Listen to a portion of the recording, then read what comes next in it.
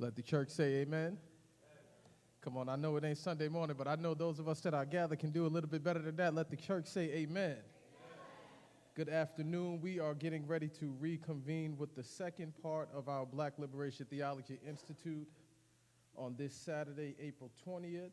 I have the honor of introducing our keynote speaker today for our James Cone lecture. Dr. Xavier Pickett is an assistant professor of Africana Studies. Most recently, he was visiting research scholar at Columbia University, as well as an assistant professor of religious studies and Africana Studies at North Carolina State University. Prior to his academic career, he was an entrepreneur and worked in various industries, holding positions in areas such as e-commerce, finance, and marketing. He was also the founding program director for a youth development program for middle school-age males of color residing in Newark, New Jersey. He has taught at many of the leading institutions of higher education like Princeton University, University of Virginia, Princeton Theological Seminary, and New York University. His research focuses on religion, politics, emotions, ethics, technology, and social movements like Black Power and Black Lives Matter. He is currently working on 2 manuscripts. The first book, Black Irreligious, James Cone and the Effects and Aesthetics of Black Religious Radicalism, is about the making and mood of modern Black religious radicalism in the 20th and 21st centuries. And the second book offers a new theory of Black rage that reevaluates its common misconceptions with historical, ethical, and political import, while distinguishing Black rage from other forms of white rage. I have the distinct pleasure of introducing to some and presenting to others, Dr. Xavier Pickett. Let's give him a great round of applause.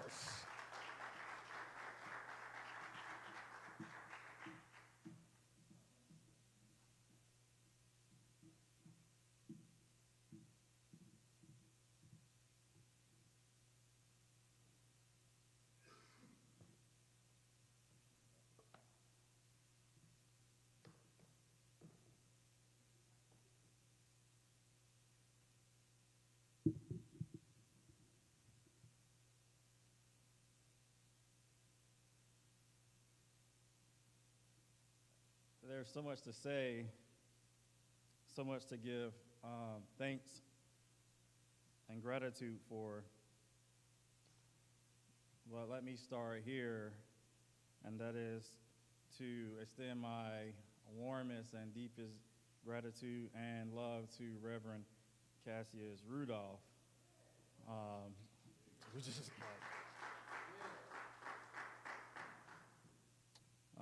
for his decision to bring me, I am much grateful for that as well. I will take full responsibility for what I say and do. Don't put anything on the Reverend. Yeah. And I must say that what is being built here with that's being called, so the Black Liberation Theology Institute, is something very powerful. It's something very powerful. Where are you going to find this at right now? Where are you going to find it? And I'm going to try not to go too far off script, but I want to contextualize that question just so you can have some sense of, well, maybe I might not be exaggerating too much, because let me ask this question related to what we were talking about earlier, and I'm going to sort of get into my thing and get out of the way. I don't want to raise too many questions about something that's not that's central, but in some ways it is, and that is, where can you go to study, to get a PhD, let me be more specific, in Black theology in 2024? I'm asking, let me put it, just an empirical question. Where do you go? Who do you study with? Are any of those people that you could study with, we don't know who they are just yet, because we have to, look at the data. I mean, this ain't nothing about what it means to be trained in Black theology. We can't take that for granted. So can you find a class on black theology at Union Theological Seminary right now? A class. We can go across, all of the sort of usual suspects. And I'm not interested in indictment. I'm just interested in trying to understand where we are so that we can actually have a chance of really making anything different for the better, because you can make it different for the worse. But so this is why I really cherish this space so much that is being built here so much. And the conference title, as you know, is Rooted Resistance, reflecting on 55 years of black theology and black power. Wow, rooted resistance. I'm going to try to sort of say something about that in a second through a particular affect. But let me also, I think maybe I should say, express some other kind of honor of sorts. That, I guess, apparently being honored by, we were talking about quantum physics and stuff earlier, but, about a black multiverse, for giving me an opportunity to critically reflect on James Cone on my birthday. It's crazy. It's crazy. Yeah, it's pretty crazy. So I could just take my seat right now, honestly, I don't really have anything else to say, And so, and also near the anniversary of his death.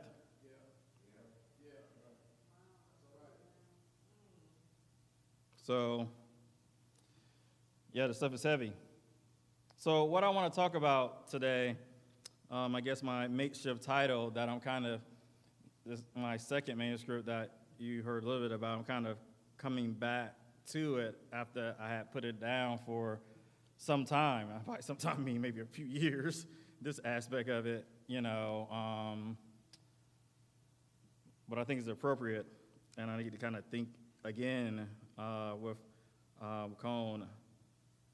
And the title is James Cone and the Gifts of Black Rage. So I've been thinking about Cone and Black Rage, those two in particular, for over a decade. I began writing some of the first words on this subject right before the hashtag Black Lives Matter emerged, as you might recall, in 2013. And that's in the wake of Trayvon Martin, his murder in the year prior. And more specifically, in 2013, that really sort of was a kind of a last straw, was when the hashtag sort of emerged right after the acquittal of his murderer, you might remember. So I've been thinking about this stuff for a while, and when I kind of get into a little bit of this, and for this audience, James Cone needs no introduction. But I just say a little bit, because I think it's just to get us somewhat situated again.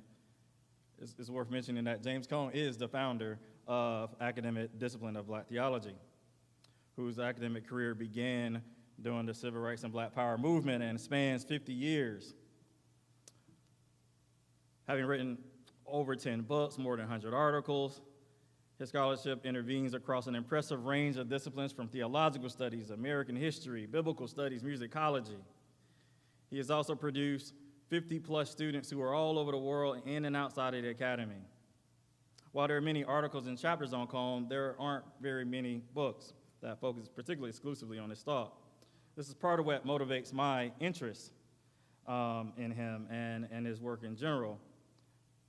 And so today I want to kind of share a part of my manuscript that I'm working on rage.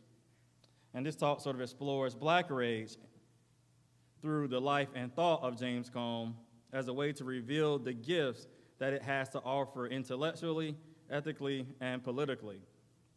These gifts brings into view the way Cone's rage opens up for us new intellectual habits, ethical practices, and political visions. Broadly speaking, I will argue that black rage as illustrated by Cone, prompts us to reconsider and reclassify rage as a virtue, which can offer new conceptual resources for wrestling with the rage, some of which is religiously motivated, that is engulfing the nation, and in some ways, not enough of religiously motivated rage in other cases. I approach Cone by offering what literary scholar Rita Felsky calls, quote, a post-critical reading.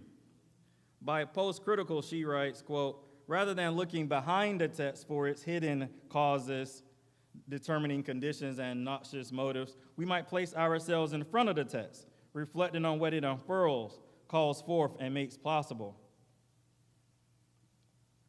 With this interpretive approach, my talk will unfold along three major lines: the formation, the piety, and the virtue of Black rage.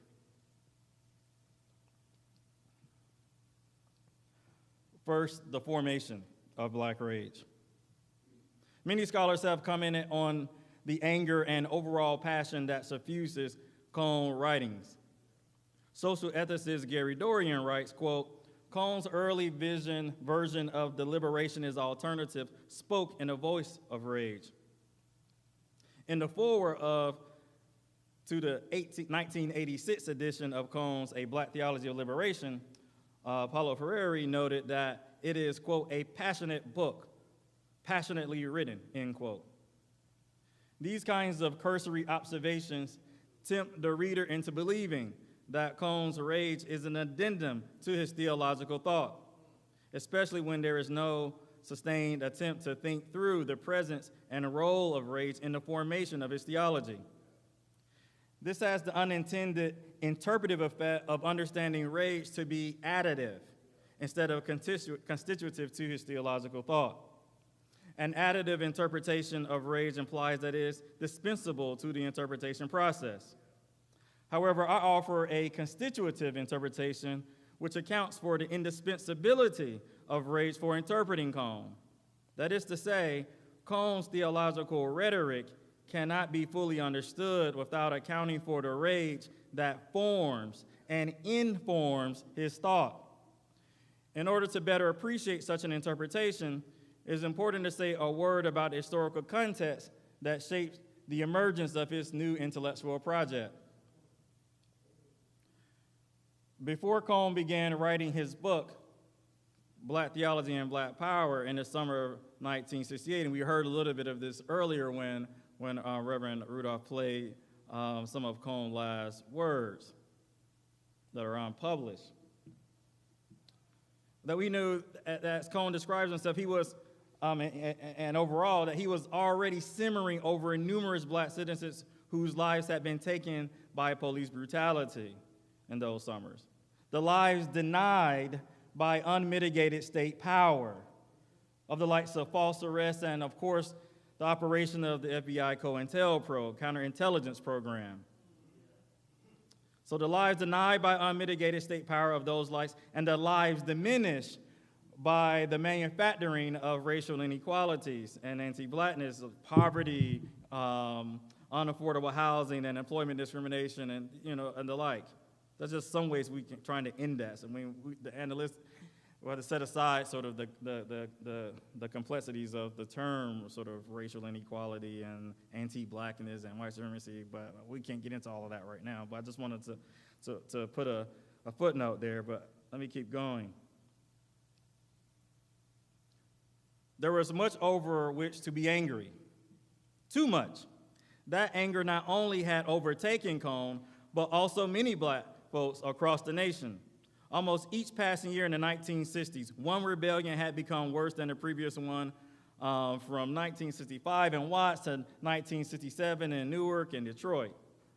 The country once again exploded almost a year later in September of 1968 at the assassination of Dr. Martin Luther King Jr.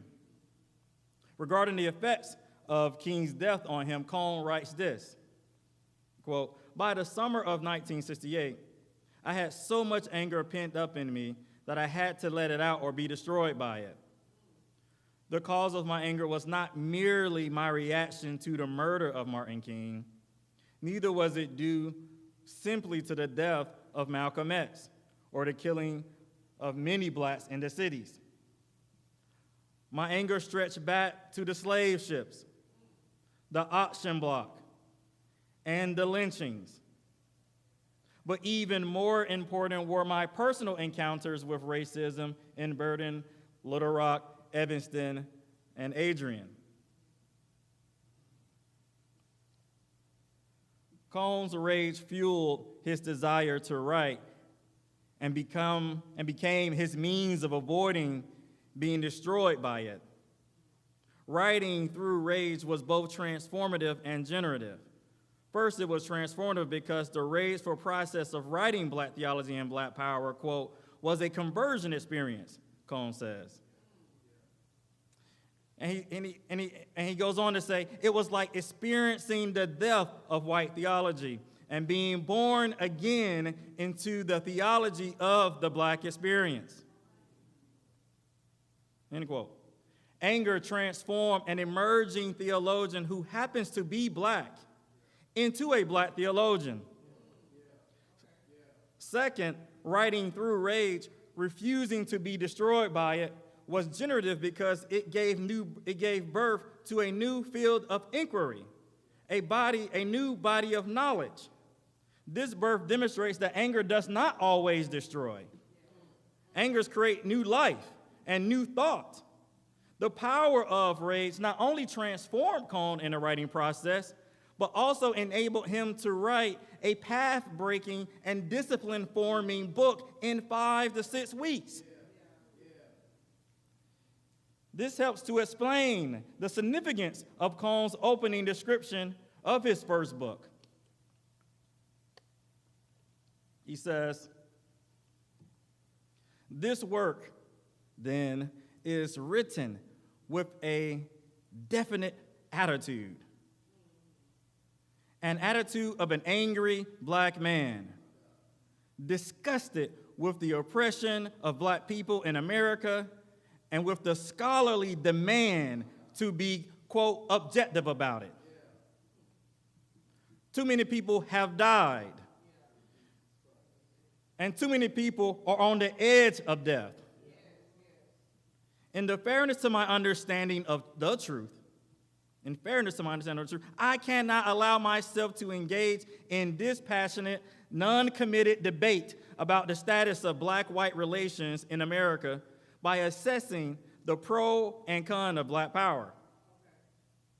The scholarly demand for this kind of quote-unquote objectivity has come to mean being uninvolved or not taking any sides," end quote.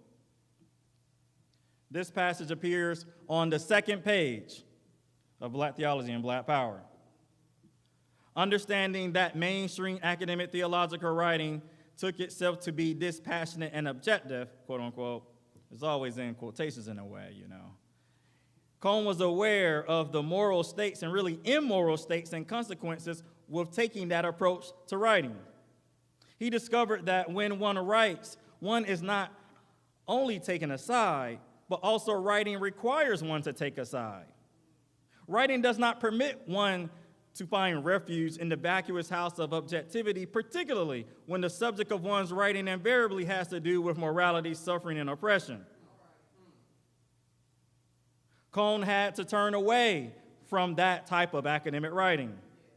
And in so doing, he turned to African American literature to develop his academic theological voice. African American literature, as I argue, gave Cone a new language. It was not only a significant source for his new Black theology, but it also surprisingly became a mode for him to express his Black theology. The unintended consequence of Cone's method was the transformation of his theology into literature, as I argue elsewhere in the other manuscript. So while I don't have time to elaborate on the literary significance and shape of Cone's writings, I do want to say a few words about his literary inheritance. A few pages after telling his reader that his book is written with the attitude of an angry Black man, his rage continues to intensify and find voice in the Black writer and intellectual James Baldwin. Baldwin says, and we all know this line very well, I'm sure, to be a Negro in this country and to be relatively conscious is to be enraged almost all the time. This is the first time Cone explicitly cites Baldwin in his corpus, as far as I can tell. Baldwin's powerful articulation of what it means to be a conscious black person emboldens Cone as an emerging black intellectual, to stand in his rage without waver or worry. What Cone inherits from Baldwin is a way to further appreciate the function rage has had in reshaping oneself and society. Cone learns from Baldwin that rage must be reckoned with precisely because it has much to do with morality and the reshaping of our moral sensors. Rage and sensitivity are not usually paired together. However, Baldwin helps us to understand that rage is a form of sensitivity. Rage sensitizes us. The feeling of rage is a peculiar awareness that transforms what and how we see. In fact, it is a hypersensitivity, as I argue. Rage enables us to feel anew. It reawakens and heightens other senses. The radical attunement that rage creates raises our sense of self and social consciousness. In this sense, rage begins to reimagine the world in which we find ourselves precisely because it has reformed our sense of self in the world. When we experience anger as a result of being subjected to a devastating injustice or a series of injustices or disabling systematic oppression, Diane Myers, philosopher, she suggests, quote, we become preternaturally sensitive to unjust practices and oppressive conditions, end quote. In fact, rage enlivens us to the monstrosity of anti-blackness after being numbed by the routinization of black suffering. For Cone, Baldwin's rage represents an indispensable dimension of Black Power's rage. What Cone sees as valuable in Black Power's rage is the de-emphasizing of rationality and the emphasizing of the emotions when grappling with injustices. He is keenly aware of the proclivities of reason. To be clear, I'm not suggesting that Cone is anti-reason and only pro-emotions. However, he is critical of the deployments of reason that mask their emotional interests and investments while denying the intellectual cognitive dimensions of emotions altogether, especially matters of moral significance. Cone also finds Black Power attractive because it expresses passions that cannot be encased by reason. The rage of black folks that exceeds the reason of white folks. For Cone, then, Black Power is an attempt to force whites to come to terms with the interiority that their exteriority created. That is to say, the black rage that their racism helped to produce. Black Power, therefore, can be understood as a moral psychological force, an affective economy of resistance with moral significance. The emotions of Black Power, like Baldwin's rage, interrupt not only the rationality or really the irrationality of white supremacy, but also the emotionality of it. That Cone recognizes the invaluable presence and role of the emotions of Black Power alerts him to the indispensability of those emotions for the construction of his new theology. Black Power helps Cone to see that the dispassionate stance and standard of academic writing as concealing its own type of emotional disposition, habits, and attachments. Dispassion is a kind of unarticulated emotionality. For Cone, concealing the emotionality of one's scholarly writing is an attempt to secure one's own authority without ever acknowledging that the argument is not entirely based upon reason, but also affect, that is, the way arguments are made with subtle affective tones. One of the underlying worries about expressing emotions in academic writing, at the time in which Cone was writing especially, is that it makes one's argument more vulnerable to critique. While many scholars seem to believe passionate prose is something to avoid, especially in Cone's day, his early days, Cone thinks that the form, no matter how dispassionate, is part of how scholars make good on their argument.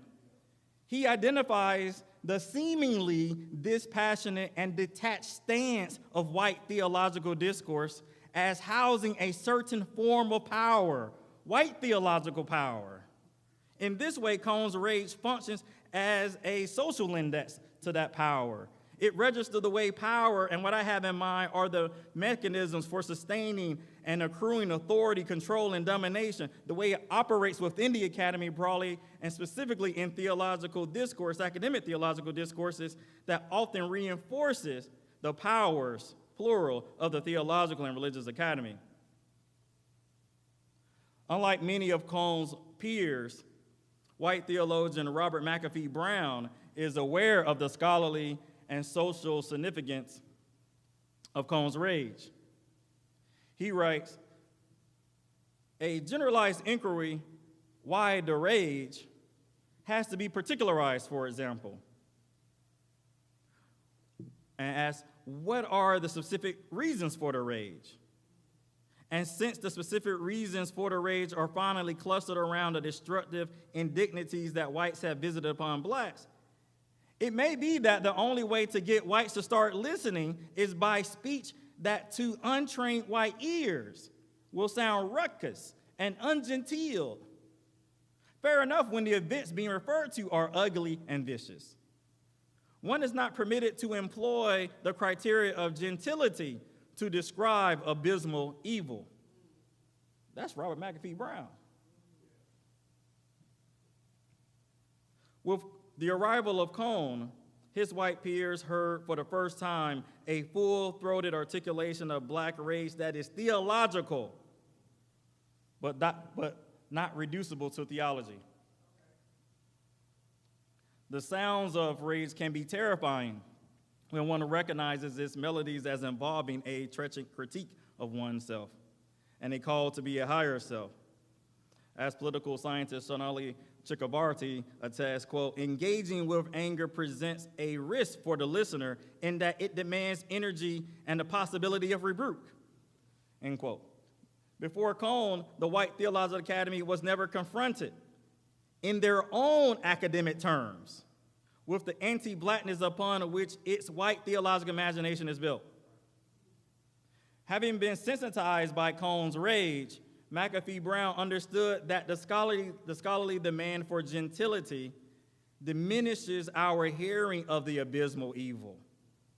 The demand that is made through Cone's rage, however, retrains our ears to hear and respond to that evil.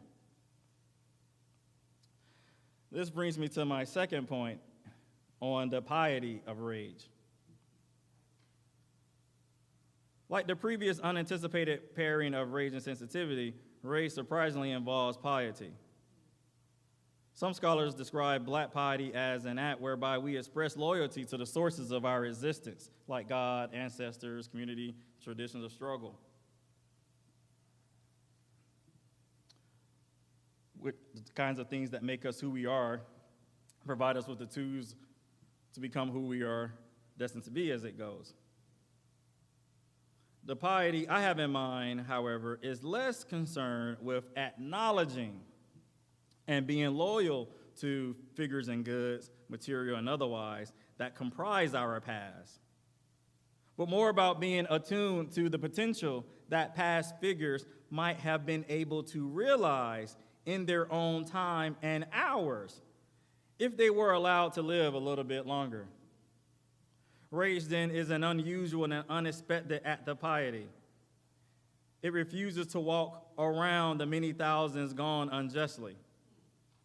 Instead, it walks with the many, remembering and reliving the agony of what could have been were it not for their undeserved deaths. By walk, I mean a cognitive, affective effort to travel back across time. It is a kind of trans-temporal telepathy and translation. And it is in this way rage then testifies on behalf of those dead voices silenced against their will, silenced before their time. It carries and conveys the agonistic weight of blackness had to live from the slave ship to the auction block to Charleston Church Massacre and on. This is why Cone can exclaim in his 1986 intellectual biography, quote, My anger stretched back to the slave ship, the auction block, and the lynchings. Even more important were my personal encounters with racism in Burden, Little Rock, Evanston, and Adrian. Cone's rage, then, is pious precisely because it is an angry attunement to the fact that one is alive despite of, yet through the undeserved and unnatural death of another in one's own past. It is a rageful recognition that one could have taught, eaten, laughed with the many thousands had it not been for their unjustifiable deaths. The piety of this kind of black rage asks who we could have become, what kind of lives we could have led, what kind of relationships we could have experienced if our ancestors were not taken away from us. This piety is enraged by the unusual uncertainty of not knowing the ways in which the many thousands would have made us better with their life.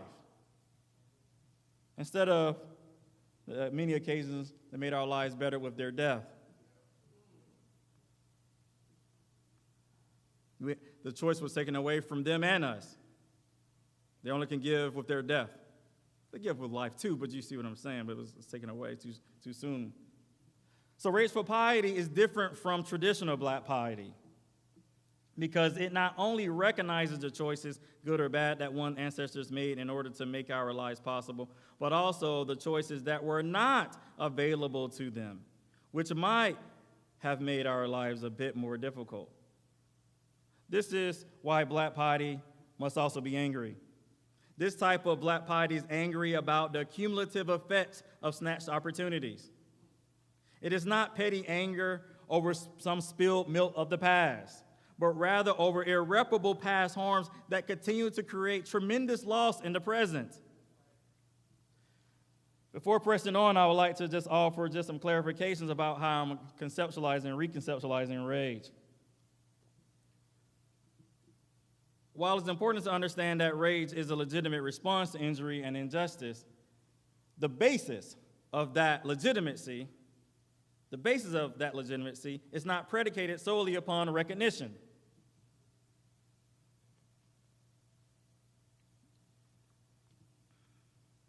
That is to say, rage is not made legitimate only when it can be recognized by others as a warranted response. Rage resists the microscopic gaze of others. It does not always appear as familiar. The unfamiliar forms rage take do not lend themselves to routine analysis and calculations. That rage cannot always be measured by reason, civility, and respectability suggests that theories of recognition, political or otherwise, cannot be the sole or primary basis for establishing its legitimacy. Often the legitimacy of rage is raised as a primary concern in many instances to discredit the enraged person or to distract the public from taking seriously the injustices experienced by that enraged person. The questions of legitimacy, however, is secondary or even tertiary issue, precisely because it often obscures more deliberate democratic matters like context. That is to say, an impassionate response cannot be deemed to be legitimate or illegitimate if not properly contextualized. In the end, black rage cannot be concerned with whether or not it is perceived as legitimate for at least three reasons. First, legitimacy is often another way of securing and reinforcing the authority of respectability, status quo politics. Put differently, respectability politics is about maintaining the legitimacy of certain social behaviors of which rage is usually considered unacceptable. Second, to be too preoccupied about legitimacy cedes too rapidly the moral authority over to the very authorities who already question the morality of the rage without hardly ever questioning the morality of their questions. Third, even when black citizens do conform to established social practices, which is more often the norm than the exception, their actions are still rendered illegitimate.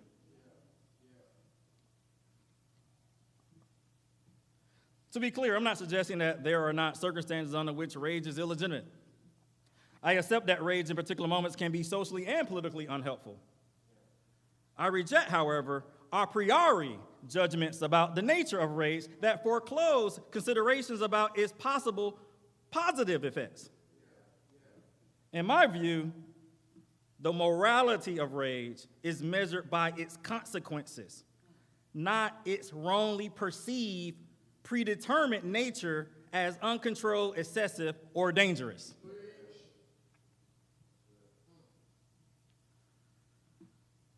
Before turning to my last point on the virtue of black rage, there are undoubtedly lingering problems with rage beyond the ones I have sought to address. Rage can become destructive. It can indeed become self-destructive. But the rage of black folks have never niggerized an entire group of people for who they are. It has never enslaved, it has never lynched, it has never castrated, it has never incarcerated.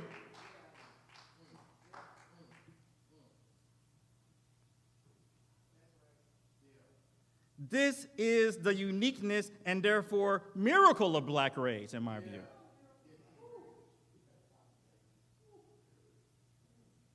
It has a profound counterintuitive ability to restrain itself. In fact, implosion rather than explosion seems to characterize its eruptive nature. That America has not felt the full density, demand, and destruction of black race testifies to its moral fibers that can be partially found in its self-restraining qualities. Those fibers reveal that black race cannot presume to be immoral in advance. Were it not for those fibers, those moral fibers, there will be no America which to speak. In this sense, black race has been, in a way, the salvation of this country. It has kept America conscious of itself and its wrongdoing enough to give it a decent chance of recreating itself by redressing its wrongs against people of color in general and of African descent in particular. This miracle is precisely what makes black rage virtuous.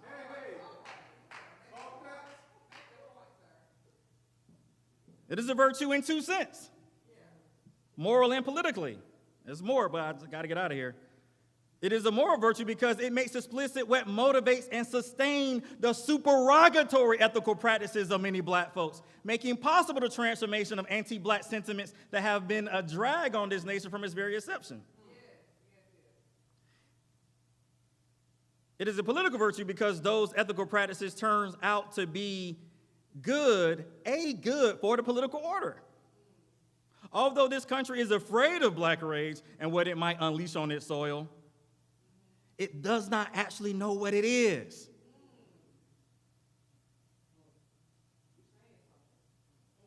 Black people don't even know what it is in a real sense, you see. In fact, it has never been seen. Black rage has never been seen before in this way. It does not even know what it looks like. For if black rage had been released, this country would no longer exist. Yet, and I can't go all the way into this, but we can talk about it. Yet this country desired to suppress black rage while unleashing white rage.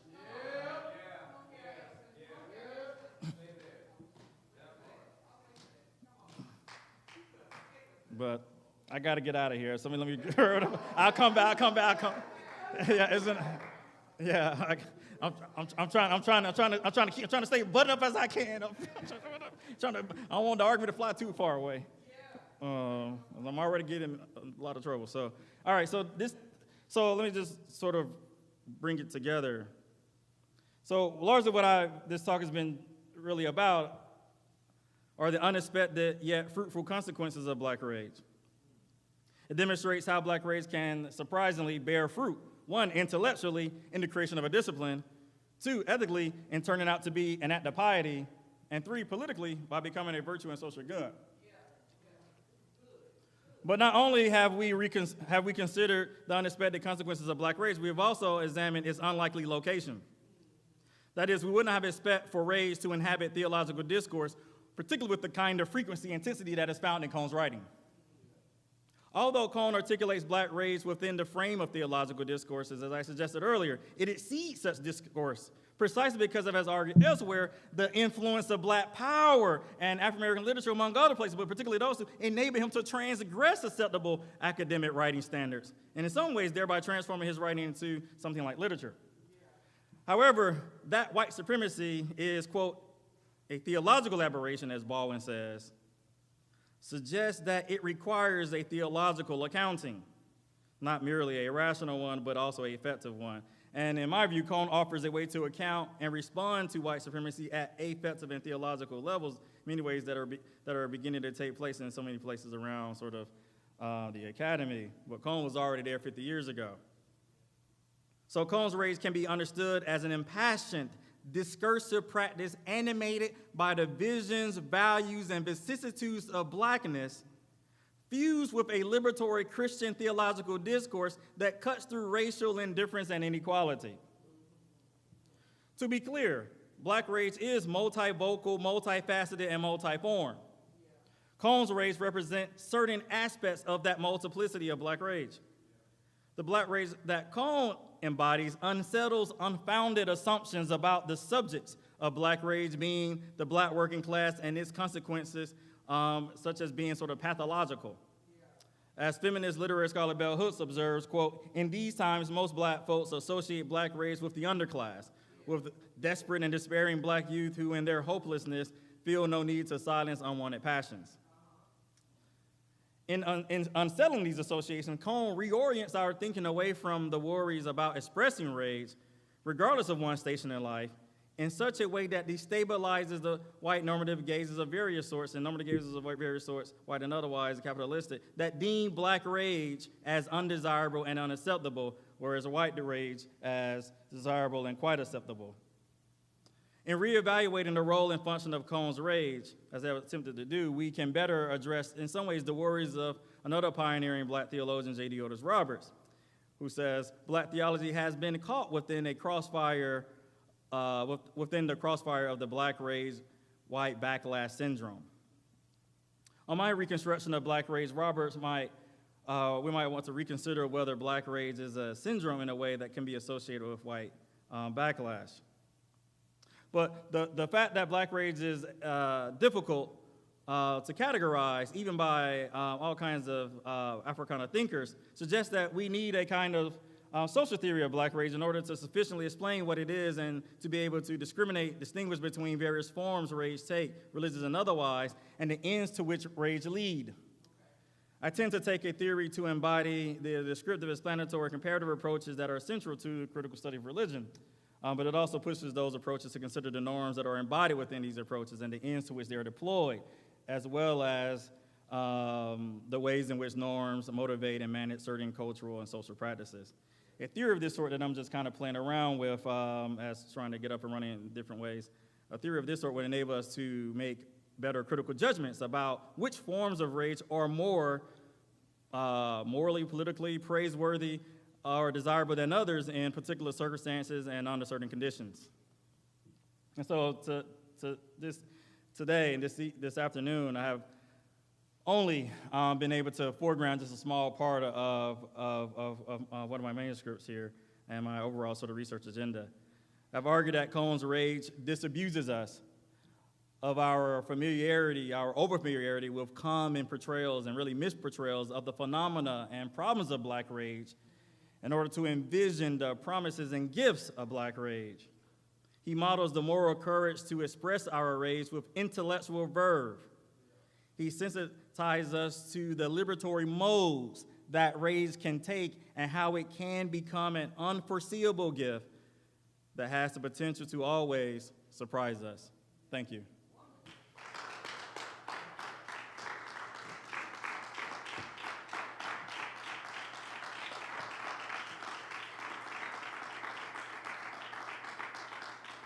You're too kind.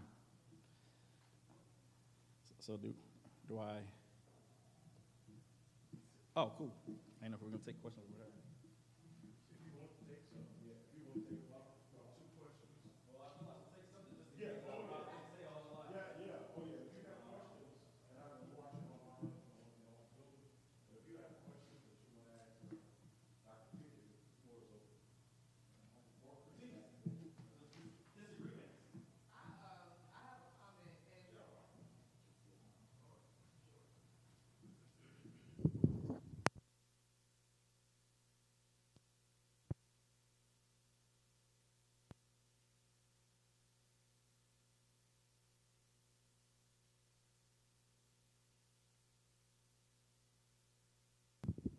Oh, amen. Praise the Lord. Yes. I love so much of what you've offered here from your research and your upcoming manuscript, but I really appreciated you leaning into even just a little bit here Cone's preoccupation and love of Black literature. I can't remember where I read this, but Cone is quoted to have said once that Black writers do theology in a way that he wishes he could do as a theologian, right? So he was talking about Toni Morris and James Baldwin. And so I'm wondering if you could speak just a little bit more to how he uses literature to frame his systematic theology. And then also, just a side part, I wanted you to go more there with the white rage piece, because the whole time I'm thinking, okay, like Carol Anderson, you know, and how she traces the genealogy of white rage in this country, white rage being a response to Black progress, right? At every turn, wherever you see Black progress, there's always a response, and the response is white rage, right? But more than that, I want you to, I guess, kind of talk more about Cone and Black literature.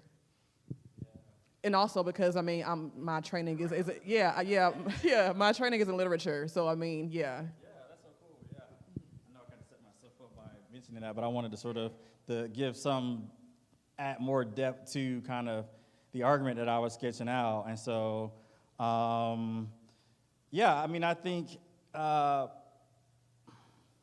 just tried to show some side of it with Baldwin. I mean, because in some ways I think when I was first thinking about this and came to this, it was long before Cone it was well before his last book, you know, where that becomes much more explicit. And so, and I can tell you about some conversations I've had with him, you know, years ago when I sort of made this more explicit to him in a way that like, because it's part of what I'm trying to get at is like, it's clear that African American literature is one of the sources for Black theology. What I'm trying to say is that for Cone, it becomes more than just a source. You know, it becomes a way in which he sort of like thinks and how it actually becomes a way in which he sort of writes. So in that level, which I'm trying to think about the sort of genre, you know, of literature and how his theological writing in particular has his own kind of genre that he's in the process of sort of making. And that's also what we call Black theology. So yeah, this is kind of, I have a whole sort of chapter about this, and so I'm just trying to sketch it out. I mean, there's a lot of ways in which Black theological studies has recognized this, not necessarily in a way that I'm trying to draw through Cone, but recognize how African American literature is, like I said, it's not just a vital sort of source, but it is actually, it can do so much for what it means to think, as you were suggesting, like theologically, and so particularly like as Black theologically, and that as there's so many off ramps, you know, from there, and so anyway, I was just trying to end that some of that, and the last part about, I guess, Carol Anderson, White Rage, I have more to say about this too. I think one of the things that we take for granted, and what I love about the book is the deep sort of historicism that she does. And so, but I think what we're still left with a question is, what is white rage analytically? Like, how do we understand that concept, how that concept works?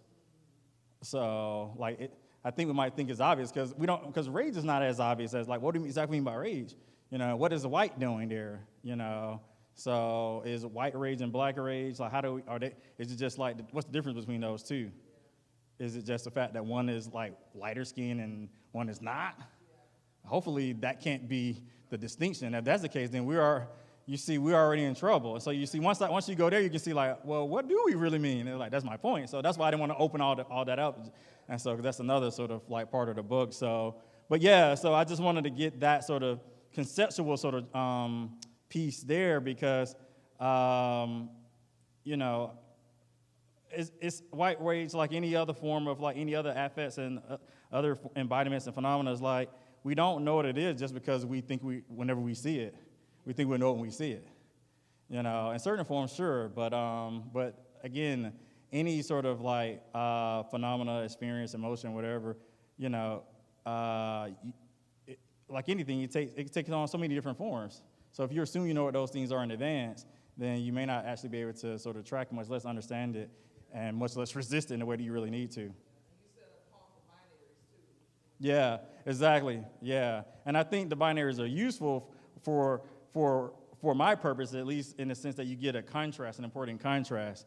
But again, there's all kinds. It's not just those two. So, but there's plurality even in those. All right, cool.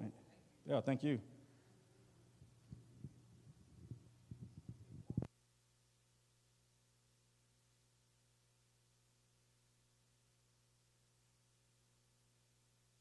Don't y'all steal everything now.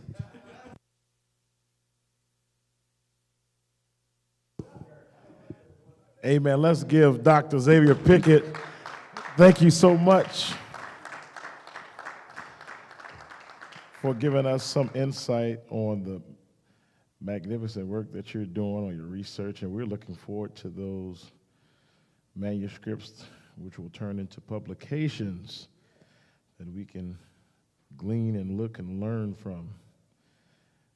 We've had some great speakers yesterday and today, and I'm just so excited that you all took times out of your schedules to be here with us. And so we're coming down to the close of this convening, and we have one more speaker who's the author of this gold I have in my hand, Black Theology and the Black Panthers. And all y'all can get my copy. Amen. You can order this online via Amazon or anywhere where they're selling books, you can get it. Now, it ain't $10 either, but there is a discounted code that our brother has for us. Amen. So please, the purpose of this last session that we do, we always have a session that we can have scholars and those who are writing to come and talk about their publications so we can support them. Amen. Amen. So, if you got the money to buy it as is, do that, because, black folks, we're always looking for a little discount, but let's support our brother and the work that he is doing. Those who are watching online and on Zoom, y'all get this book now. But our last speaker for today is Dr. Joshua Sherman Bartholomew. Amen. I found that. Oh, yeah, he's my frat brother, so I can talk to him like that. He serves as assistant professor of ethics, church, and society at St. Paul School of Theology, and he's coming to give us a snapshot of what this great book is all about. And so let us listen with a clear ear so we can hear what he has on his heart and engage him thereafter. Amen. So let's show him some love, Dr. Joshua Bartholomew.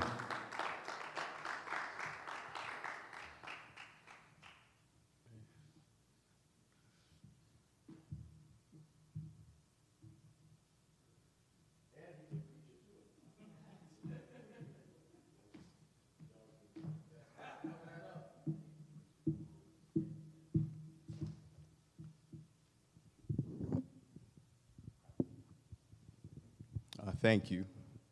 Thank you, Reverend Cassius Rudolph. I am grateful for this special opportunity to participate in the Black Liberation Theology Institute at the Saints Memorial Community Church.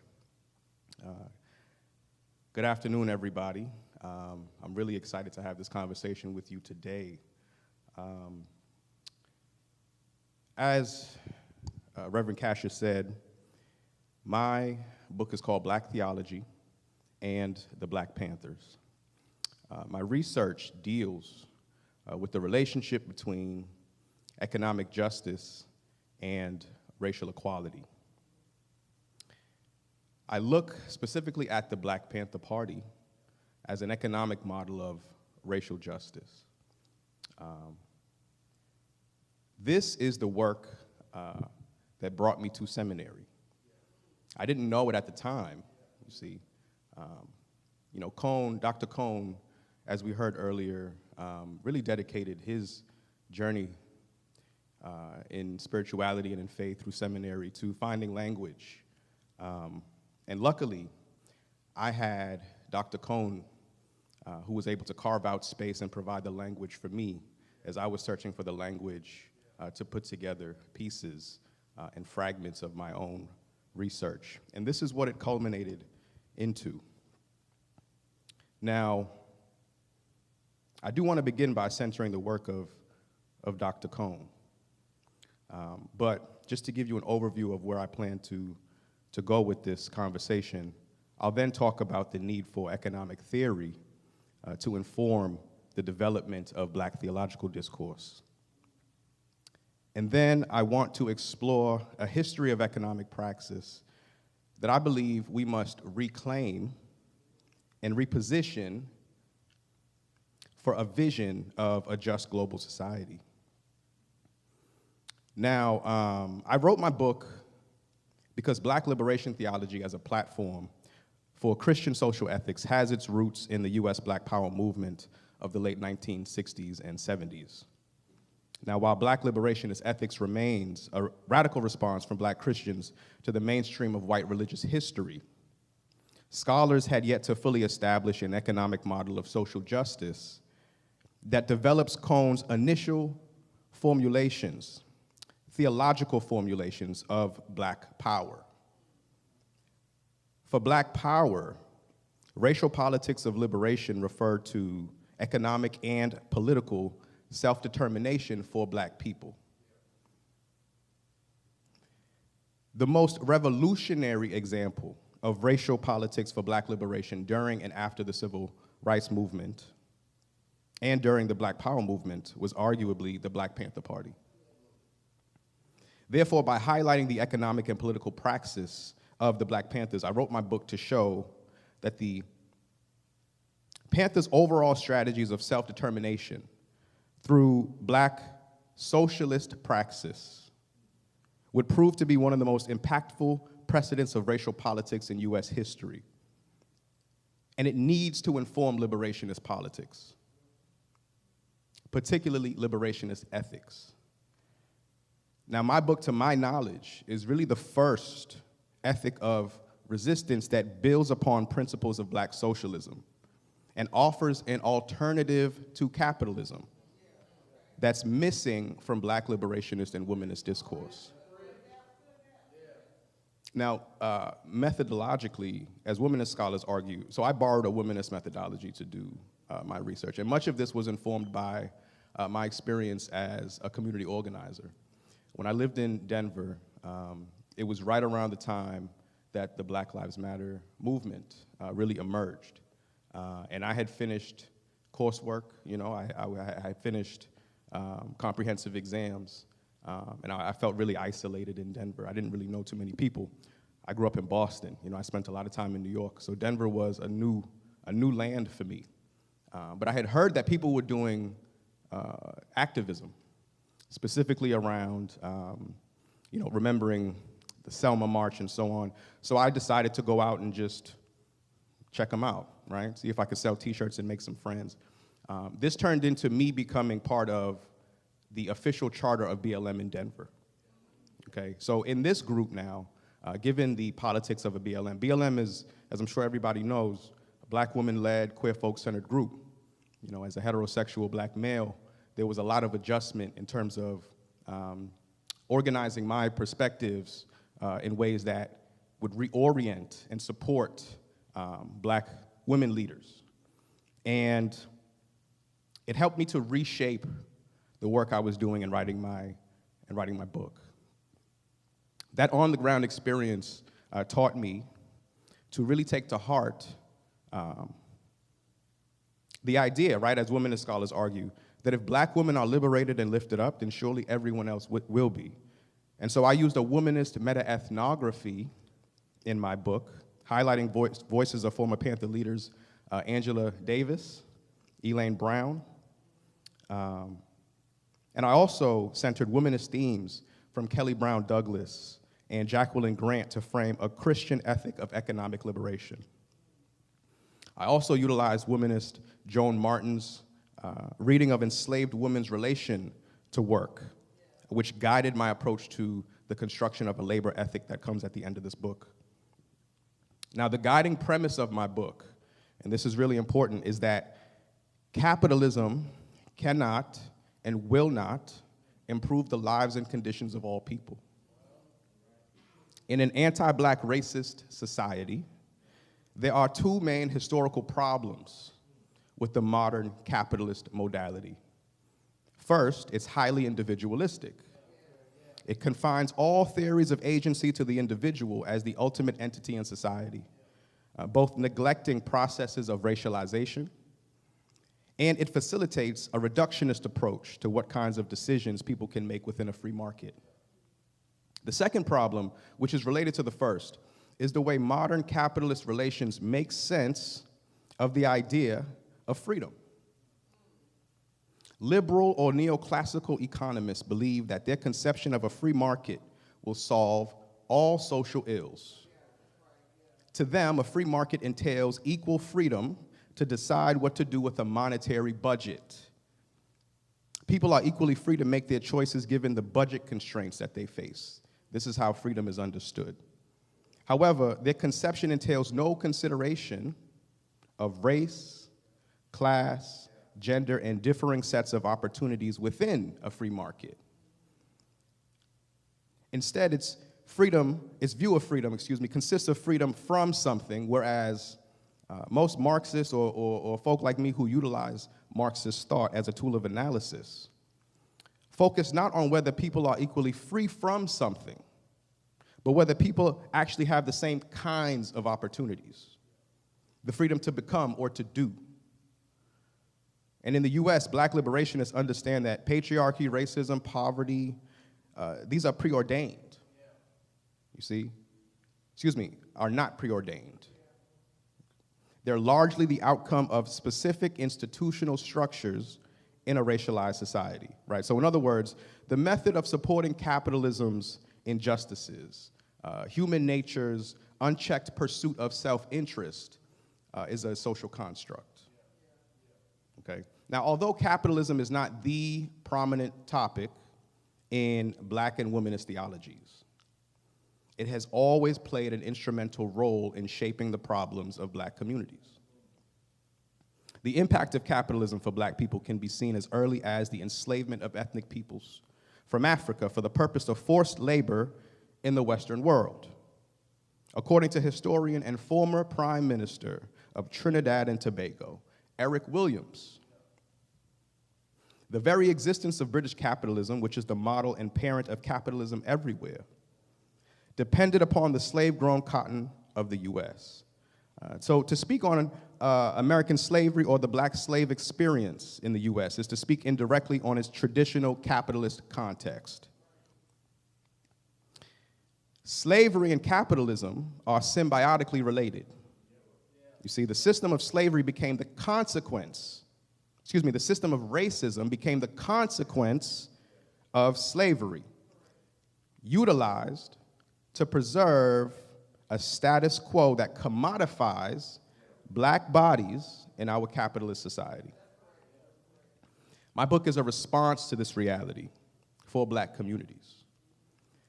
While black theologians don't represent a monolithic body of thought, Black liberationists do challenge racism and also care about the ways in which oppression is embedded within the capitalist spirit and application.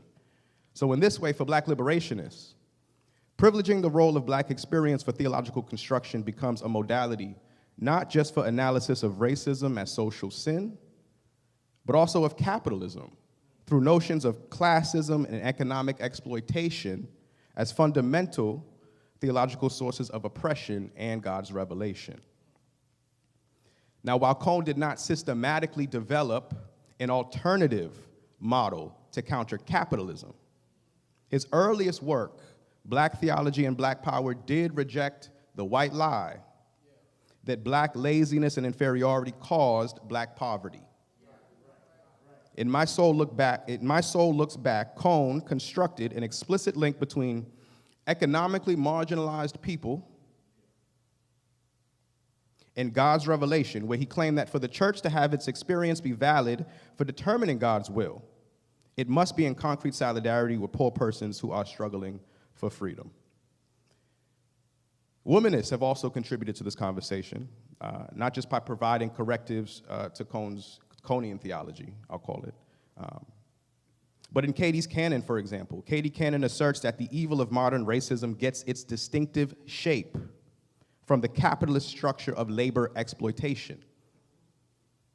My book continues these works and the works of other liberationists, not only by critiquing capitalism, but also by articulating a concrete approach to justice by constructively bringing the Black Panther Party and their model of praxis into the discourse of Black theological ethics.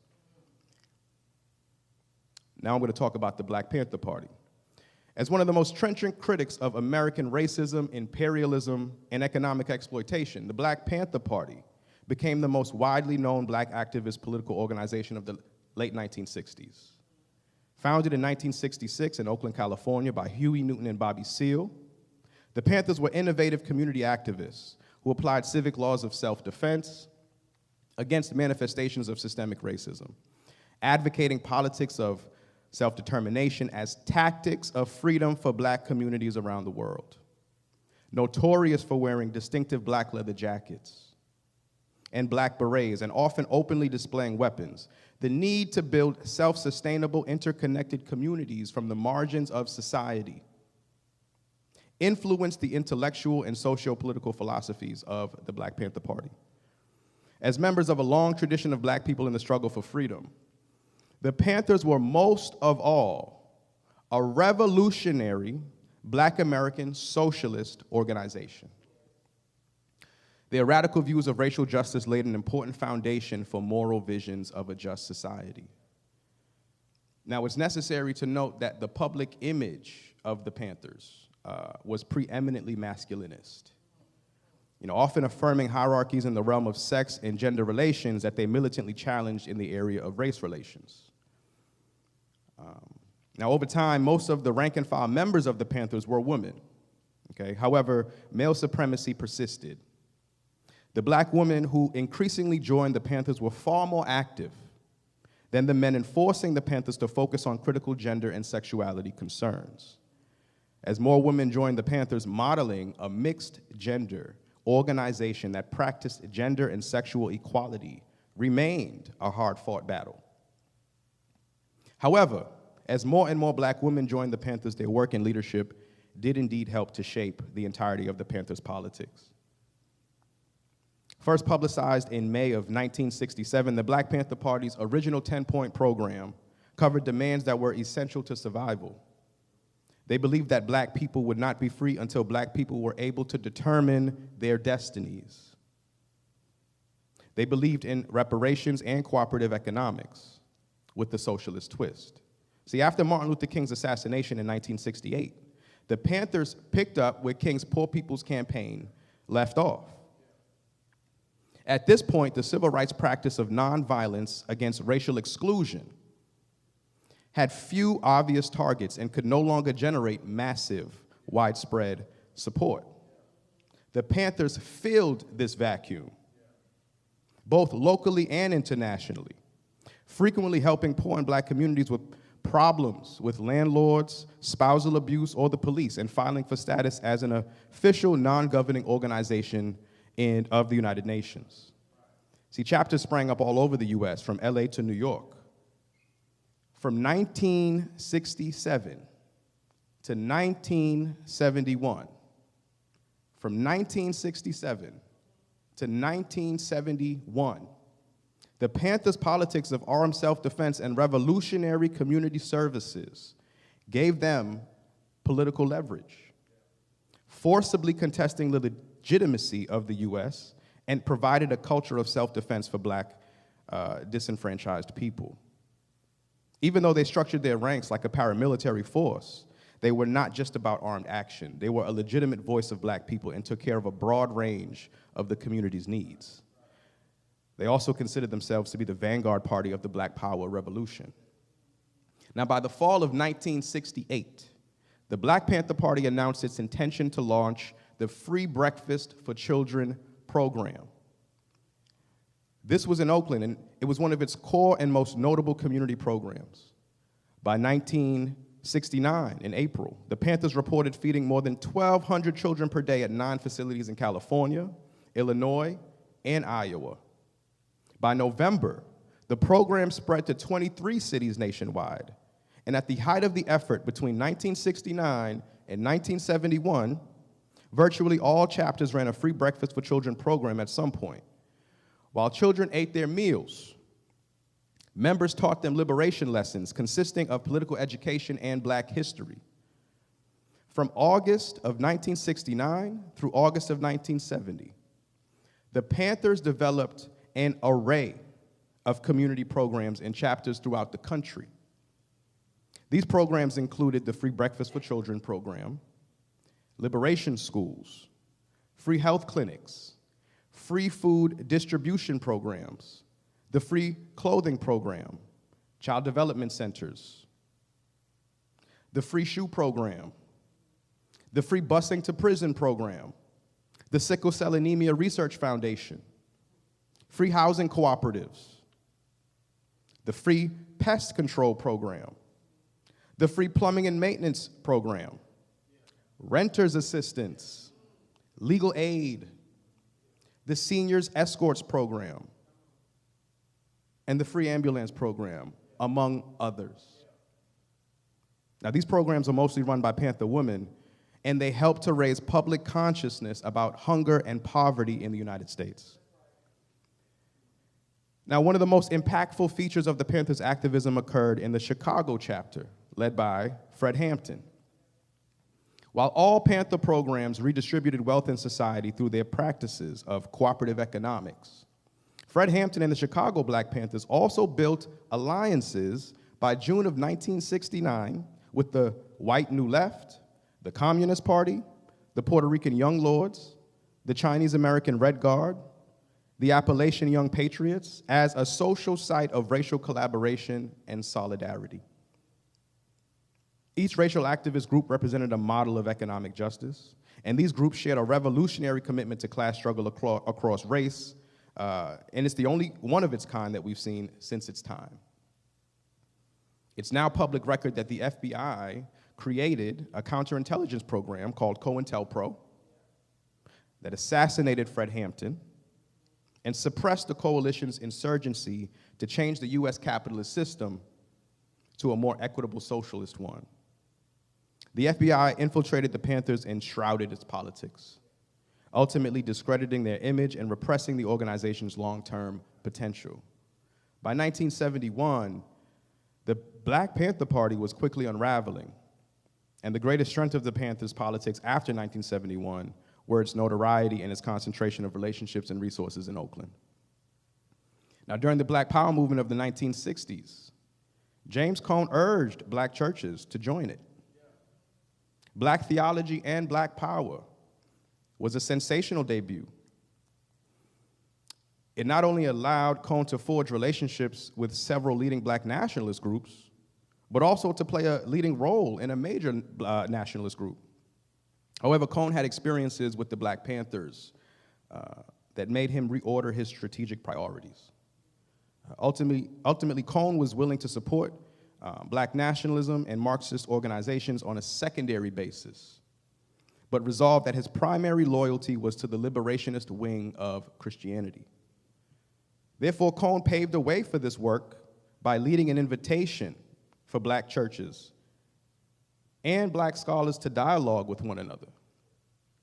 According to Cone, black churches, black scholars, particularly black scholars who utilize Marxist thought as a tool of analysis, must be open to hearing what each is saying for dialogue to be deepened. He wrote, regardless of what happens in the dialogue between black churches and socialists, it's clear that black people must begin to think of a radical and total reconstruction of this society from its material economic base.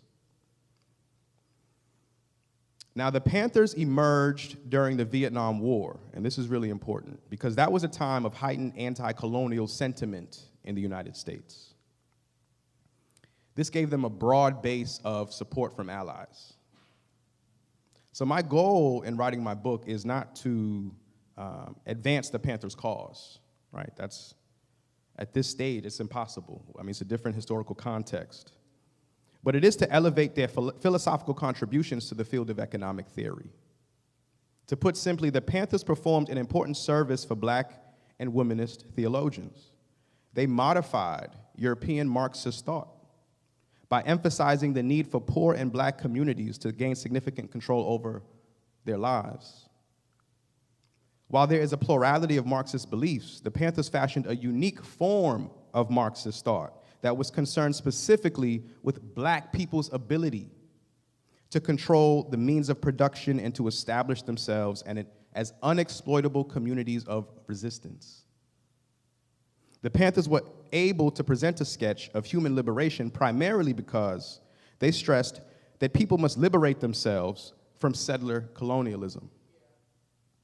So whereas racism facilitates a white settler colonial project, my book frames the need for economic drivers that facilitate visions of anti-racism through anti-colonial praxis. My goal with this research is to establish an ethical model of black liberation rooted in labor as a resistance strategy for moral living. Now, in closing, you might ask, so what? So what? Well, in 2020, with as many as 26 million people estimated to have participated in the Black Lives Matter protest, the largest protest movement we have seen in the US. Since then, since 2020, data shows that the number of black people killed by police has increased. How is that possible, right? My work is necessary because we still have a lot of work to do. And we have to counter the systemic undercurrent of state-sanctioned anti-blackness in the US and around the world. My research offers an invaluable contribution not only to the field of social ethics, but also to practical models for revolutionary social practices that can build upon the revolutionary example of the Panthers, recontextualizing their politics for the purpose of centering the most marginalized. My hope is simply to start a conversation about collective liberation and how we can get free of capitalist exploitation by envisioning a better society. Thank you.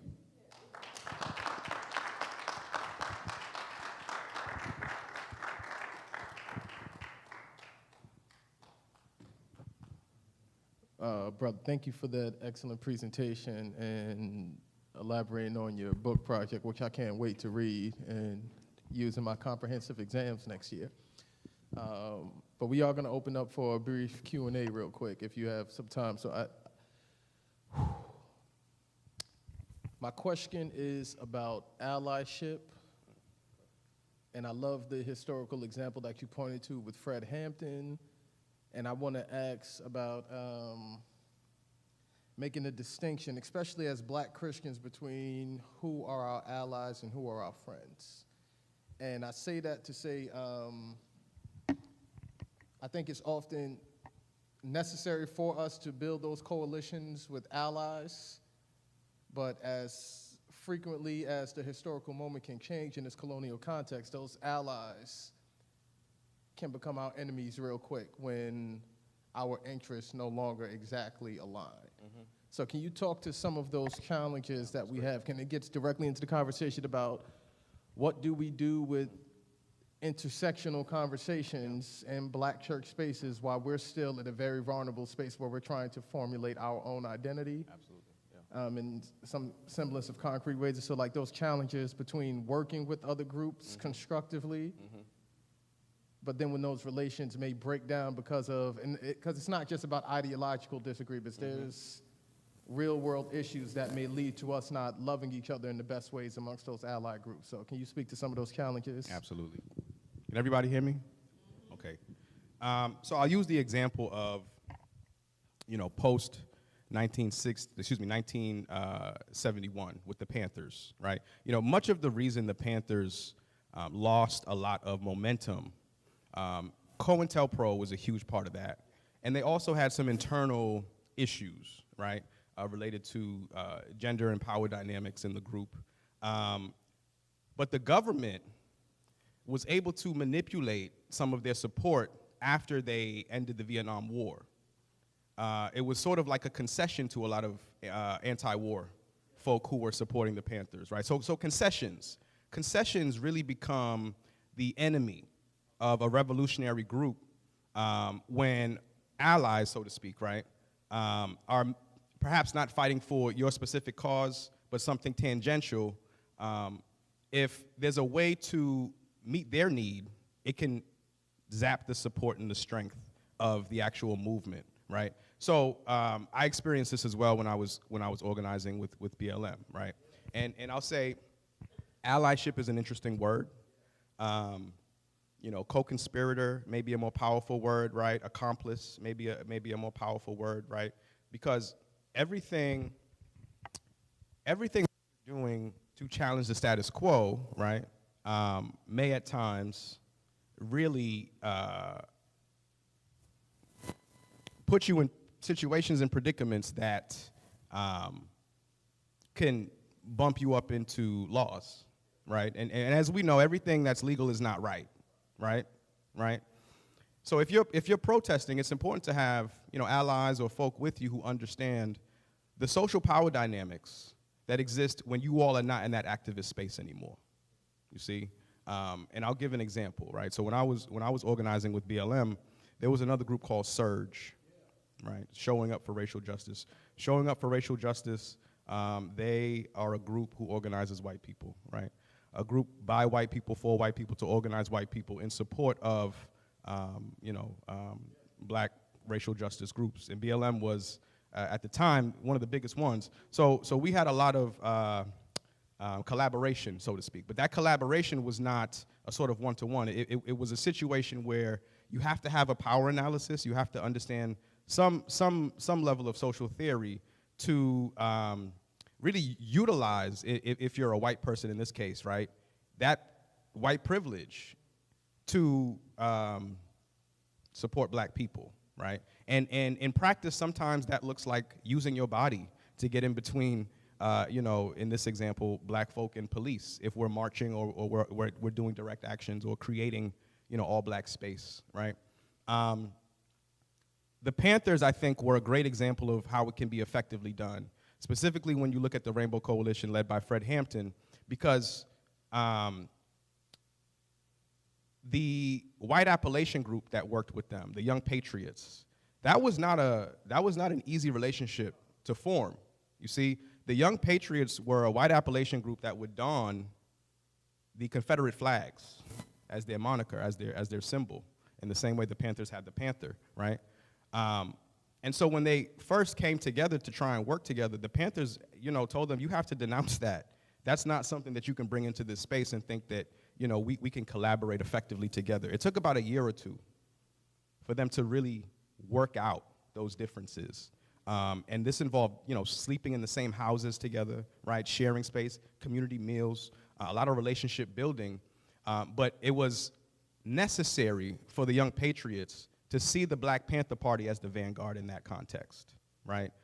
Even though it was a solidarity movement across racial lines, a class solidarity movement across racial lines, you know, the white Appalachian group still had to understand that they have white privilege, right? So in the context of working with a group like the Black Panther Party, you know, all of the sort of, you know, outside social power dynamics have to inform the way that you relate in order to do the work effectively. Does that answer your question? Okay. All right. Yeah.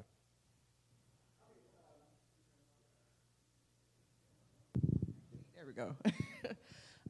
You ended your presentation with a statistic about police killings of black people since the 2020 BLM protests. And as we know, the Black Panther Party was vehemently anti-police, right? Or is that a fair estimation of their position? I think that that's not an inaccurate one. Okay, so my question then is, what do you make of the relationship between economic justice, racial capitalism, and the police? Like, what do the police have to do, you know, with economic justice and racial capitalism? Yeah, thank you. That's a really important question, and I left that part out of this presentation mainly because that's a whole presentation unto itself. I will address that by drawing just a line of continuity from the enslavement institution, right, to the interests and protection of the ruling class. That straight line can be drawn simply if you just insert police, mainly because during the enslavement period, the modern police force as we know it today were slave catchers, right? They were slave patrol, slave catchers. They evolved into what we now understand to be the modern police force, right? So really when you think about the reality of black death at the hands of, you know, state-sanctioned violence like police brutality, and you ask yourself, you know, how do police get off with impunity so often, right? And you look at, for example, you know, Hurricane Katrina, right? And you ask yourself, I mean, could that have happened in Beverly Hills, right? It really shows you the sort of function and role of police in the way they sort of are the arm or the agent of the power structure that really meets people, right, in the street in the way the power structure can't. But in many ways is sort of responsible for perpetuating, you know, this sort of caste system by doing things like brutalizing black people, criminalizing black people, warehousing black bodies in prisons. You know, I mean, all of these things contribute to the capitalist power structure in ways that not only support the ruling class but keep the status quo in place, and ideas, negative ideas and stereotypes that are attached to black people and communities in place.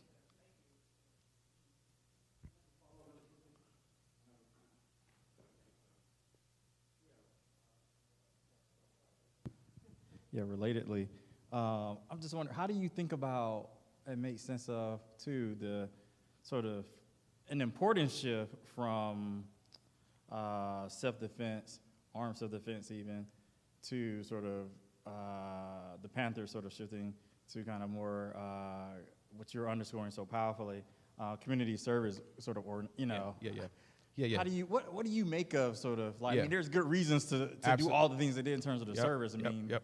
all in, you know, but there's some trade-offs. Like, how do you, what do you think about that? So that speaks more to the internal conflict going on with the Panthers at the time, right? For the inception of the Panthers, Huey Newton was kind of in jail for a long time, right? So I mean, a lot of what got the Panthers off the ground was the campaign to free Huey, right? And so that notoriety really built them up. But once he came out, you know, he had to then contend with who was sort of in his place at the time leading the group besides Bobby Seale. So you had Eldridge Cleaver, right? Now Eldridge had a different approach than Huey when Huey came out of jail, right? And that's what sort of created this internal faction within the party, this conflict, where you began to see two different strategies emerging, right? The Panthers had started off as, you know, brothers on the block, we're going to police the police. the California legislature decided to change the law so that they couldn't carry guns in public anymore, right? So then it really became, you really had to be the bold Panther now, right, to kind of keep going down that path of, signifying insurrection, armed insurrection, right? So the idea of the community programs was really a survival tactic, right? I mean, it was the reality that if we continue to just show guns, I mean, the U.S. has tanks, they have all these military-grade weapons. I mean, the reality is, while it's a great public theater, display of intimidation, right? Playing on the fears of white society that black people will one day unleash that rage, right? How practical is it, right? I mean, it was a great hook to get people to come and join the Panthers, right? But the reality was once you went into the headquarters, they would give you books, you had to read, and then you had to be assigned to a program. So the programs were where the actual economic praxis comes into play, right? Because, and I didn't say this in my presentation, so I'm glad you asked this question. Now I get to say it. What made them revolutionary, in a capitalist sort of business model, right? If you're an employee, you don't own anything. And your labor is extracted, right, as time, right? And so you get paid for that, right? But all profits and everything go upwards to the boss, right? And their goal is not to give you any of that money. Their goal is to collect surplus, right? The Panthers said, well, we're going to create businesses where everybody who works in the group owns it. All the money that we collect and circulate, we invest in this community. You see, that made them unexploitable to the American capitalist power structure, right? The American capitalist power structure, it ingests black people, you see? Without a way to exploit black labor, it basically made racism impudent as a system of oppression, you see? So that 4-year period was really important because they were successful within that. Nobody really understood what they were doing at that. Nobody had ever seen anything like that at that time, right? It wasn't capitalism, you see?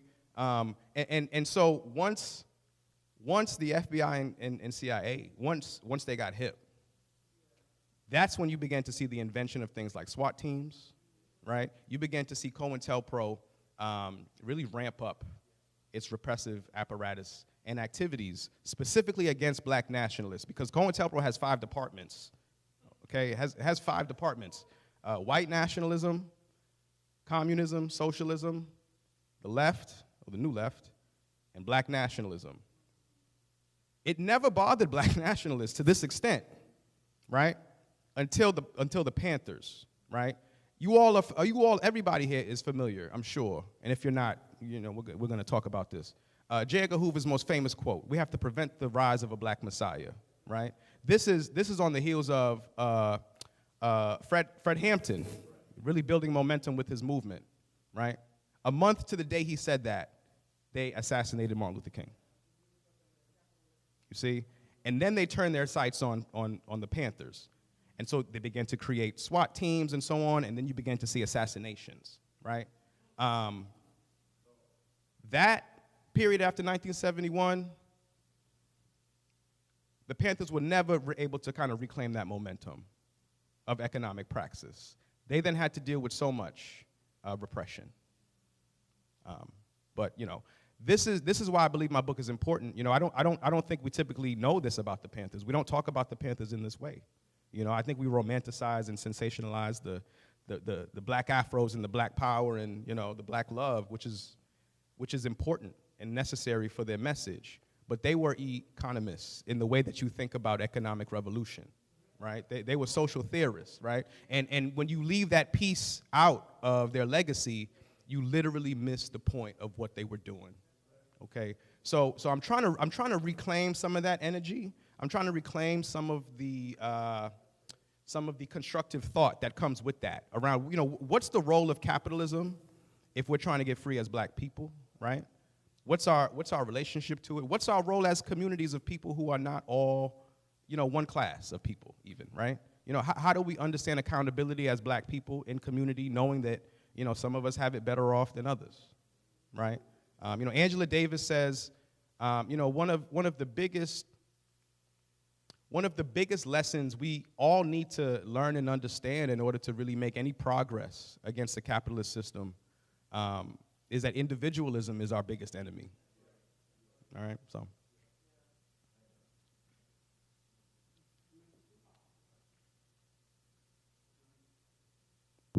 Thank you for the presentation. So I'm going to try to phrase, and I think you touched a little bit on it. So I think a lot of local churches, right, like local parishes, have nonprofits or CDCs that are nonprofits, but they're inherently capitalist. And so I'm interested on what your thoughts are on churches that receive money from the government or through grants through a capitalist model, or churches that use like social media in order to increase their presence. And how could kind of what you described with the theological connection with the Black Panther economic model, like what could a pastor or a community of believers do in a church now to embrace that without their CDC and their church and everything else falling apart? I mean, well, that's really the $1 million question, right? And I think that when we're talking about churches, by that you mean black churches, right? Okay, right. So if we're talking about black churches, right? Barbara Holmes does a good job of critiquing this particular aspect of what you're talking about, right? How have black churches sort of updated their ministries, given their history of activism, but also given the reality that, I mean, during the 2020 protests, the black church was not at the center of it, right? So what did that mean? It meant that, to some extent, the sort of evolution black church has undergone has been more to entertain than perhaps be prophetic. I think, so, I have love in my heart for the church. And, I think while we talk about different theories for how we get free, theories are not reality, right? Theories are ways to explain reality. I think the reality that we're all up against is very real, and it's difficult to sort of navigate by yourself. And I think that's the position most churches are in, Any church that sort of departs from the system is doomed to fail, right? I think so much of what is required is buy-in from a collective body of black folk. I think that, as individuals or as individual entities and organizations, we're doomed to fail if we think that we can just lead a pathway forward by ourselves. So in all honesty, I think some of what's necessary is a kind of collective courage. We talked about imagination. We've talked about what would it take for us to dream a new way of doing life, and to the extent that some of our black churches, as we've talked about all weekend, are still adopting theologies that may be destructive to their own identities. I think we just have a lot of work to do to come together first. You see, but look. I will humbly say I don't have all the answers in terms of where we go next, right? My role, what I'm really hoping to do with this is start a conversation like the one you're talking about, right? Like I want people to ask questions. I want people to really deal with the reality that we're in, because I think what we neglect is the fact that emancipatory projects are doomed if they're rooted in capitalism. And for as much as we're trying to get free by not critiquing the system, I think there's a reason that we're in the same situation that we've been in, right? So, if there's a way that we can all collectively have this conversation, or at least be willing to, I think that's at least a step in the right direction.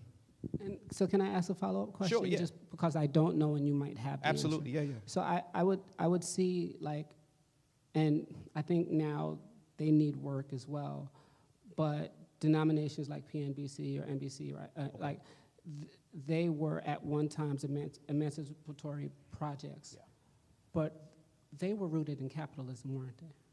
So when you speak specifically about the PNBC, you know, the PNBC started by King, right, because he was doing activism at a time when the NBC and the other Baptist churches were like, you're moving too fast, right?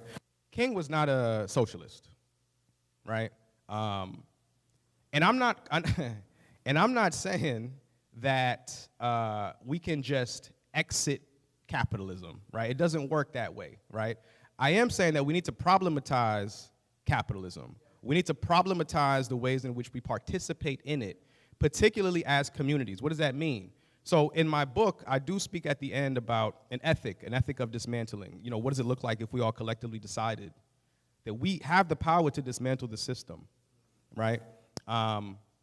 What got Dr. King assassinated, I'm sure there were lots of, you know, factors, right? But I mean, I'm sure it was no coincidence that after he gave his speech in Memphis to the sanitation workers and told everybody to boycott Wonder Bread and Coca-Cola, right? That was a huge deal. That was a pivotal moment for him, right?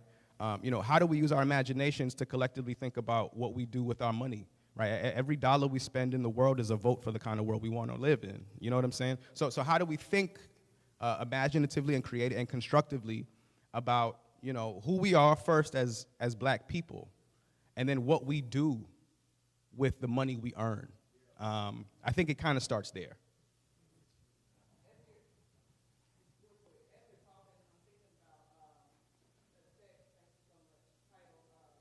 Dreaming the Present, J. Irving Hunt. So you contextualize the Black Panthers as, or you highlighted their cooperative style of economics, right? Yeah.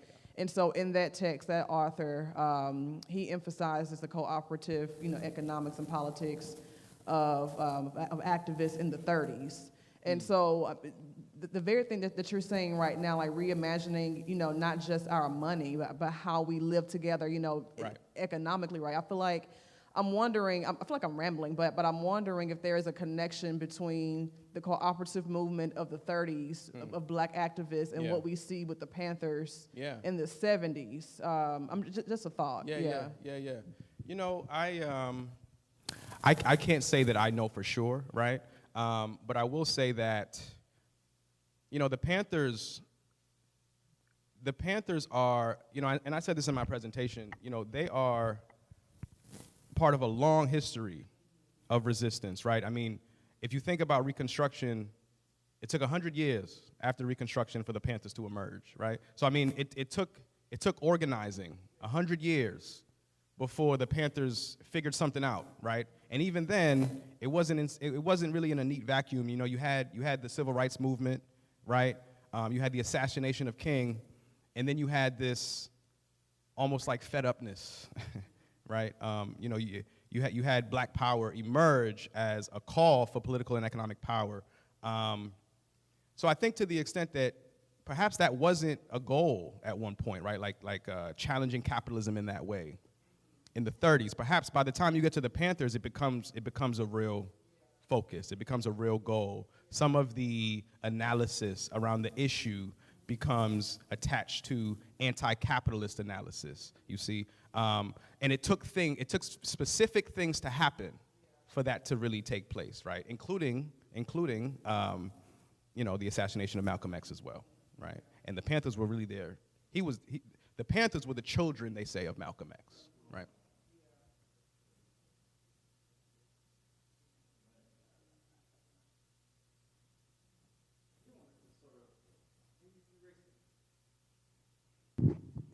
You raised such a powerful question around sort of, I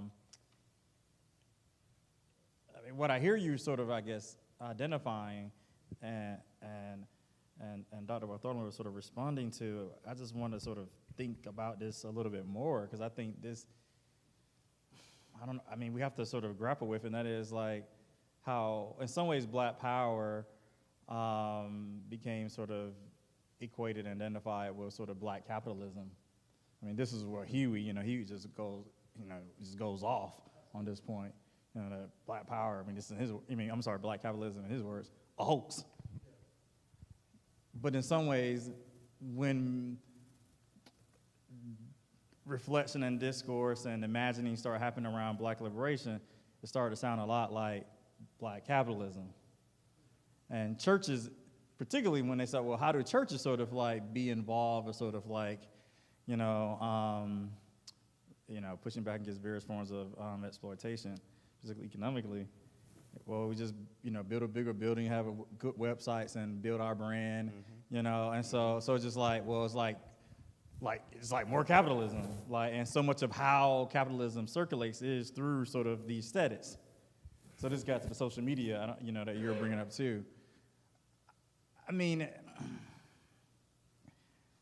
the communitarian, the kind of the social, like the deepening of our sociality that you find in the Panthers and the communal life. And you would think that you would find more of that in churches as a way to sort of, to disentangle, ourselves and our churches broadly, black churches in particular, some of which, especially, from, just the entanglements of capitalism. It's hard to get out of. This is what your response is just how do you get out of it? And so it's a deep recognition that you can't just eject.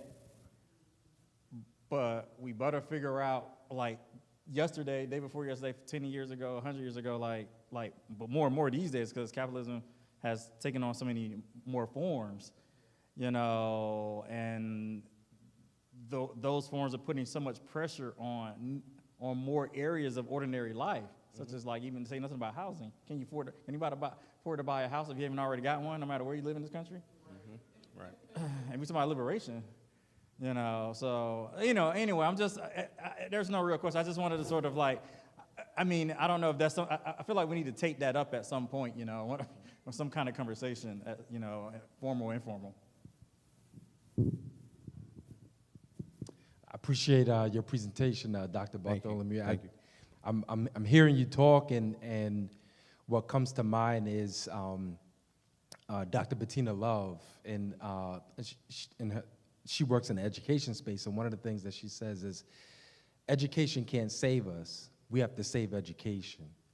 And when I hear you talk, I'm hearing theology can't save us, we have to save theology. Yeah. And I hear that coming through where you say we have to incorporate new models of thinking in order to not just simply galvanize the people, but to seriously change the way we think, which will inform how we strategize around economics, around ethics, around, as you mentioned earlier, leaning on more Afrocentric methodologies and epistemologies, and I think that that's so important because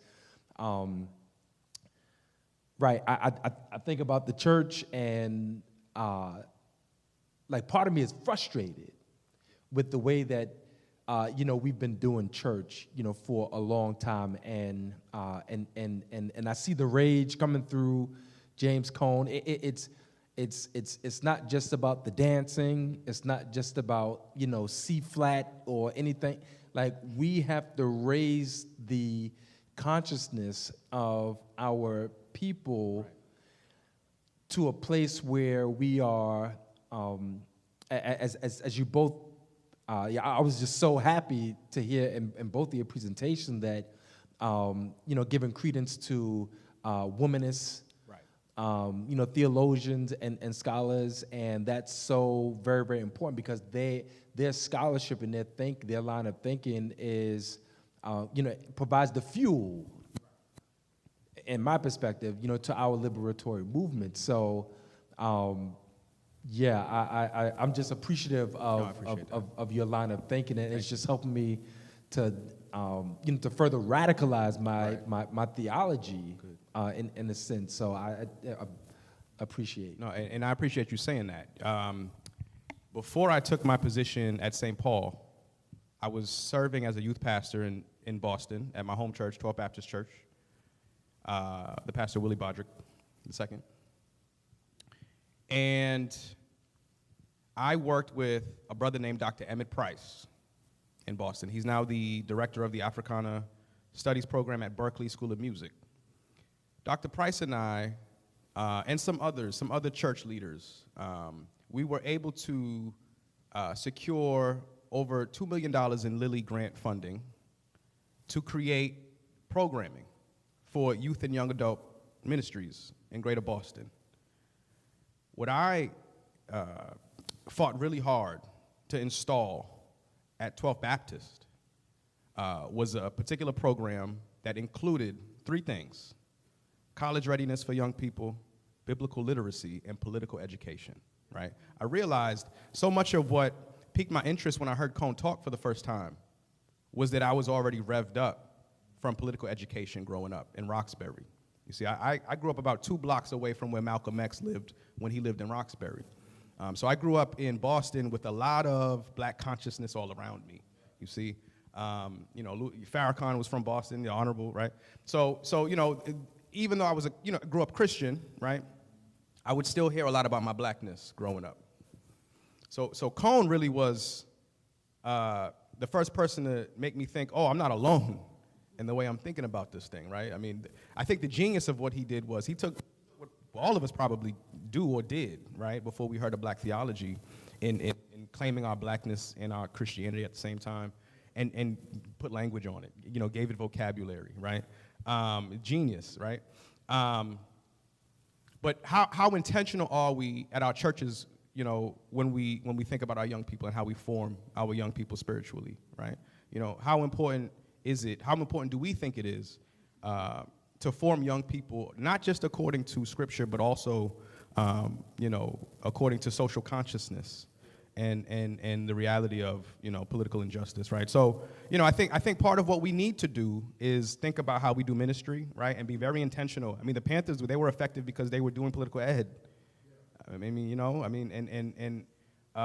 they were capturing people who were in churches, right? These same people in churches are now part of the Black Panther Party because they're giving them something that's relevant to what they're actually facing on a day-to-day basis, right? So I think that's what we need to kind of start doing to it in our ministries. Thank you, y'all. Amen. Come on, let's give my brother another hand. Thank you all.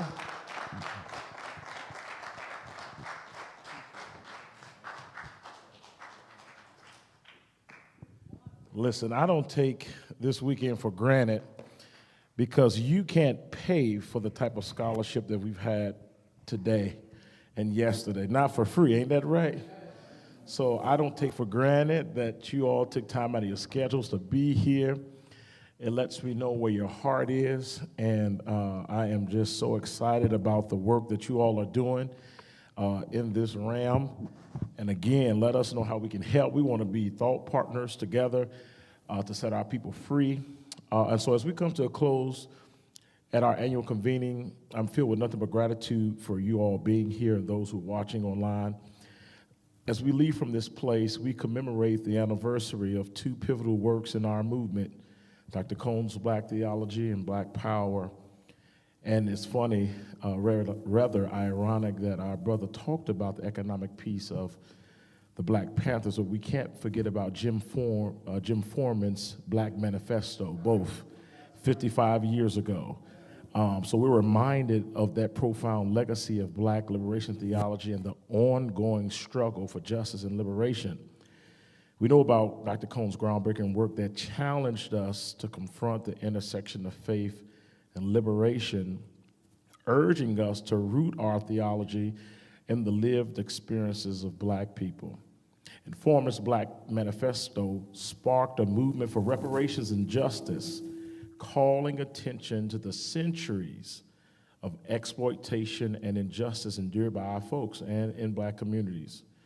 And so as we reflect on those 2 legacies, let us continue to recommit ourselves, knowing that we can't be free by ourselves, that we have much work to do.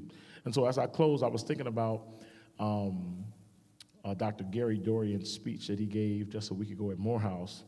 And he said a few things, and I think this is what the Institute is all about. 3 things, and we're out of here. That we must continue to build organic relationships between Black theologians and pastors.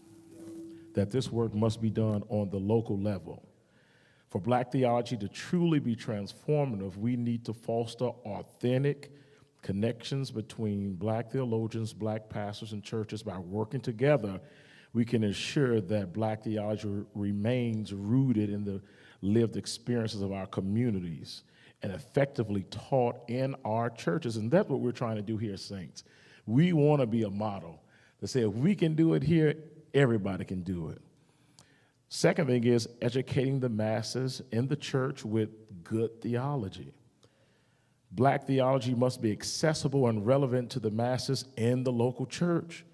By providing solid theological education grounded in the experiences of our communities, we can empower individuals to critically engage with their faith and the world around them.